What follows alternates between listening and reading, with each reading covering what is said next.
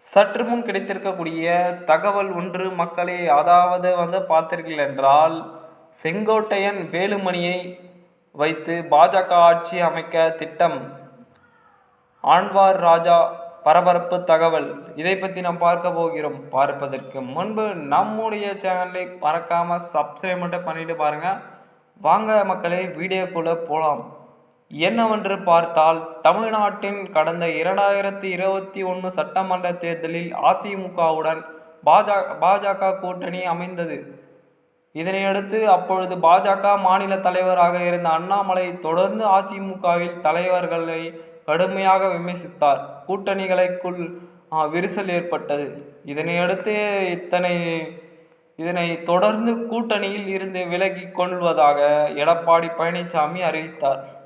மேலும் ஒருபோதும் பாஜகவுடன் அதிமுக கூட்டணி அமைத்து கொள்வது என்று திட்டவட்டமாக ஒரு செயல்தான் சொல்ல வேண்டும். பிறகு அதிமுக கூட்டணி இல்லாமல் தேர்தலை சந்தித்து தோல்வி அடைந்தது.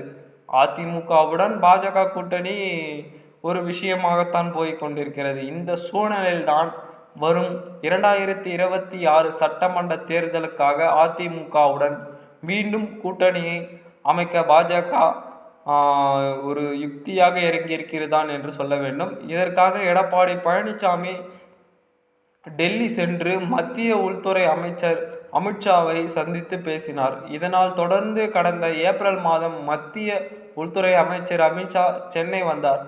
அப்பொழுது ஆடிட்டர் குருமூர்த்தி மற்றும் எடப்பாடி பழனிசாமியை சந்தித்து பேசினார். பின்னர் செய்தியாளர்களை சந்தித்த போது அமித்ஷா அதிகாரப்பூர்வமாக அதிமுகவுடன் பாஜக கூட்டணி அமைத்து கொள்ள தெரிவித்தார். மேலும் தமிழகத்தில் நடைபெற உள்ள தேர்தல் அதிமுக தலைமையில் தான் பாஜக செயல்படும் என்று தெரிவித்துள்ளார். இதனை தொடர்ந்து கூட்டணியில் சலசலப்பு ஏற்பட்ட வண்ணம் தேர்தல் பணிகள் நடைபெறு வருகிறது. இதனையடுத்து நாம் பார்க்கும் பொழுது இதை குறித்து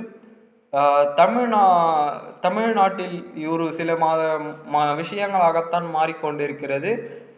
என்னவென்று பார்த்தால், தற்போது அதிமுகவுடன் பாஜக கூட்டணி சேர்த்து உள்ளதாக சிறுபான்மையினான மக்களின் வாக்குகள் பெரும்பாலும் கிடைக்காது என்றுதான், வாய்ப்பில்லை என்றுதான் கூறப்படுகிறது. அதே சமயம் அதிமுகவுடன் வாக்குகள் குறைய வாய்ப்பில்லை என்று கூறினார். செங்கோட்டையன் வேலுமணி வைத்து பாஜக ஆட்சிதான் ஒரு புறம் நகர்த்தி கொண்டிருக்கிறது.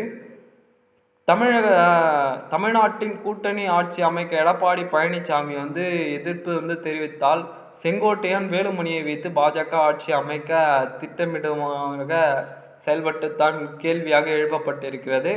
அதேபோல் பார்த்தீர்கள் என்றால், இது ஒரு விஷயமாகத்தான் நடந்து கொண்டிருக்கிறது. மேலும் அவரது கருத்துக்கு முன்னால் மாநில தலைவர் அண்ணாமலை மறுப்பு தெரிவித்தார். மேலும் தமிழிசை சவுந்தரராஜன் அவர்கள் ரவீந்திரன் நேர்மறையான கருத்துக்களை பதில்களாக சொல்லி கொண்டு தான் இருக்கிறார். இதனை அடுத்து நாம் பார்க்கும் பொழுது, மதுரையில் நடந்த முருகன் மாநாட்டில் அண்ணா மற்றும் பெரியார் குறித்து பேசியது கூட்டணியில் சலசலப்பை ஏற்படுத்திய நிலையில் ஆழ்வார் ராஜாவின் இந்த கருத்து பேசு பொருளாகி உள்ளது. மேலும் அதிமுக பாஜக கூட்டணியில் எடப்பாடி பழனிசாமி பேசுவதை போல் பெரும்பான்மை கிடைத்தால் பாஜகவுக்கு ஆட்சியில் பங்கு தரப்படுமா என்ற கேள்விக்கு எழுந்துள்ளது. மக்களே, என்ன மாதிரியான விஷயங்கள் நடந்து கொண்டிருக்கிறது நீங்களே பார்த்தீர்கள். பொறுத்திருந்து பார்ப்போம் என்ன மாதிரியான விஷயங்கள் நடங்கப் போகிறது என்று. அடுத்த வார காலம் இன்னும் சுவாரஸ்யமாக கண்டுகளிக்க நம்முடைய சேனலை சப்ஸ்கிரைப் பண்ணிட்டு பாருங்கள். நன்றி, வணக்கம்.